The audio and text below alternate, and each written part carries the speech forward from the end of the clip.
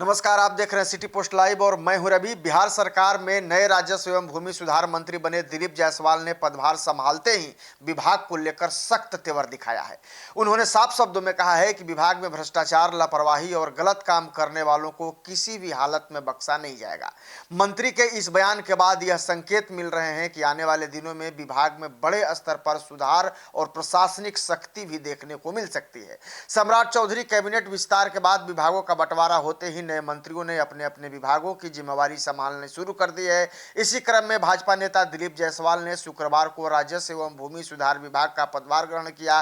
पदभार संभालने के बाद उन्होंने विभाग की मौजूदा स्थिति, पिछली चुनौतियों और भविष्य की योजनाओं को लेकर विस्तार से अपनी बातें रखी। मीडिया से बातचीत करने के दौरान दिलीप जायसवाल ने कहा कि यह विभाग उनके लिए नया नहीं है। इससे पहले भी वह इस विभाग की जिम्मेवारी संभाल चुके हैं और उस दौरान कई महत्वपूर्ण फैसले भी लिए गए थे।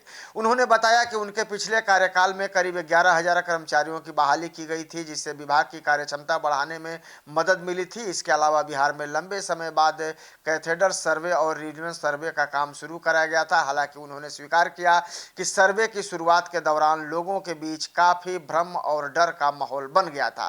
कई लोगों को यह चिंता थी कि यदि वे सर्वे में शामिल नहीं हो पाए तो उनकी जमीन और संपत्ति पर असर पड़ सकता है। मंत्री ने यह भी कहा कि उस समय विभाग के अधिकारियों और कर्मचारियों ने लगातार मेहनत कर लोगों की समस्याओं को दूर करने का प्रयास किया और धीरे धीरे हालात सामान्य किए गए। दिलीप जायसवाल ने कहा कि राजस्व एवं भूमि सुधार विभाग सीधे आम जनता से जुड़ा विभाग है और यही वजह है कि इसकी जिम्मेदारी भी काफी बड़ी है। उन्होंने माना है कि लंबे समय से विभाग की छवि खराब रही है और लोगों को अपने काम के लिए काफी परेशानियों का सामना करना पड़ा है। उन्होंने यह भी कहा है कि एक समय लोग इस विभाग को काल कोठरी तक कहने लगे थे, क्योंकि बिना दौड़ भाग और परेशानी के काम होना मुश्किल माना जाता था।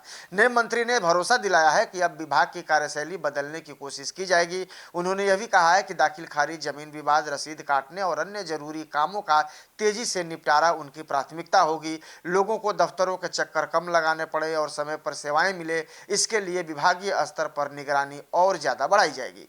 उन्होंने हाल के महीनों में चली विभागीय हड़ताल का भी जिक्र किया। मंत्री ने कहा कि कर्मचारियों और अधिकारियों की हड़ताल के कारण पिछले करीब 3 महीनों से कामकाज बुरी तरह से प्रभावित रहा, जिससे आम जनता को सबसे ज्यादा परेशानी उठानी पड़ी। अब सरकार की पहल के बाद स्थिति सामान्य हो रही है और रुके हुए कार्यों को तेजी से पूरा करने का भी निर्देश दिया गया है।